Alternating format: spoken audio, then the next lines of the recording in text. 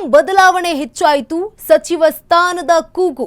ಇದೀಗ ಕಾಗವಾಡ ಶಾಸಕ ರಾಜು ಕಾಗೆಗೆ ಸಿಗುತ್ತಾ ಸಚಿವ ಸ್ಥಾನ?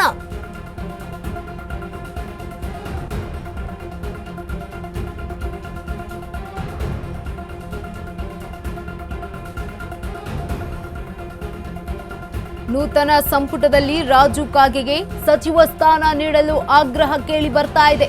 ಸಾಮಾಜಿಕ ಜಾಲತಾಣಗಳಲ್ಲಿ ಅಭಿಮಾನಿಗಳಿಂದ ಪೋಸ್ಟ್ ಮಾಡಲಾಗ್ತಾ ಇದೆ.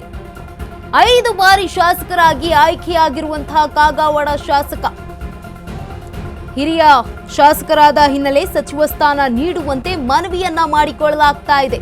ಹಲವು ಬಾರಿ ನಾನು ಸಚಿವ ಸ್ಥಾನದ ಆಕಾಂಕ್ಷಿ ಅಂತ ಕೂಡ ರಾಜು ಕಾಗೆ ಅವರು ಹೇಳಿದ್ರು.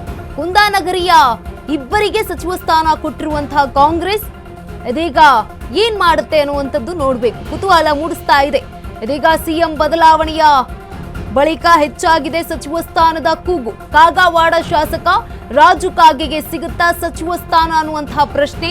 ನೂತನ ಸಂಪುಟದಲ್ಲಿ ರಾಜು ಕಾಗೆಗೆ ಸಚಿವ ಸ್ಥಾನ ನೀಡಲು ಈಗ ಆಗ್ರಹ ಕೇಳಿ ಬಂದಿರುವಂತದ್ದು ಸಾಮಾಜಿಕ ಜಾಲತಾಣದಲ್ಲಿ ಅಭಿಮಾನಿಗಳಿಂದ ಪೋಸ್ಟ್ ಮಾಡಲಾಗ್ತಾ ಇದೆ.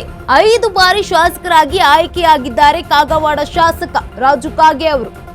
ಹಿರಿಯ ಶಾಸಕರಾದ ಹಿನ್ನೆಲೆಯಲ್ಲಿ ಸಚಿವ ಸ್ಥಾನ ನೀಡುವಂತೆ ಮನವಿಯನ್ನ ಮಾಡಿಕೊಳ್ಳಲಾಗ್ತಾ ಇದೆ. ಹಲವು ಬಾರಿ ನಾನು ಕೂಡ ಸಚಿವ ಸ್ಥಾನದ ಆಕಾಂಕ್ಷಿ ಅಂತ ಮಾಧ್ಯಮದ ಮುಂದೆ ತಮ್ಮ ಇಂಗಿತವನ್ನ ವ್ಯಕ್ತಪಡಿಸಿದ್ರು.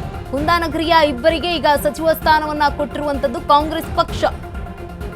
ಸಿಎಂ ಬದಲಾವಣೆಯ ಬೆನ್ನಲ್ಲೇ ಇದೀಗ ಹೆಚ್ಚಾಗಿದೆ ಸಚಿವ ಸ್ಥಾನದ ಕೂಗು.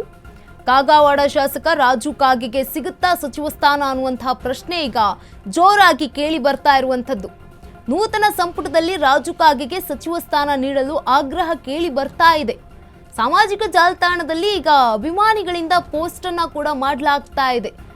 ನಮಗೂ ಒಂದು ಚಾನ್ಸ್ ಕೊಡಿ, 5 ಬಾರಿ ಶಾಸಕರಾಗಿ ಆಯ್ಕೆಯಾಗಿದ್ದಾರೆ ಕಾಗವಾಡ ಶಾಸಕ, ಜೊತೆಗೆ ಹಿರಿಯ ಶಾಸಕರಾದ ಹಿನ್ನೆಲೆಯಲ್ಲಿ ಸಚಿವ ಸ್ಥಾನ ನೀಡುವಂತೆ ಮನವಿಯನ್ನ ಮಾಡ್ಕೊಳ್ತಾ ಇದ್ದಾರೆ. ಹಲವು ಬಾರಿ ನಾನು ಕೂಡ ಸಚಿವ ಸ್ಥಾನದ ಆಕಾಂಕ್ಷಿ ಅಂತ ಹೇಳ್ಕೊಂಡಿದ್ರು, ಎಲ್ಲಾ ಕಡೆಗೂ ಅವರು ಕೂಡ ಮಾತನಾಡಿದ್ರು. ಇನ್ನು ಆ ಕುಂದಾನಗರಿಯ ಇಬ್ಬರಿಗೆ ಈಗ ಆಲ್ರೆಡಿ ಸಚಿವ ಸ್ಥಾನ ಕೊಟ್ಟಿದೆ ಕಾಂಗ್ರೆಸ್ ಪಕ್ಷ.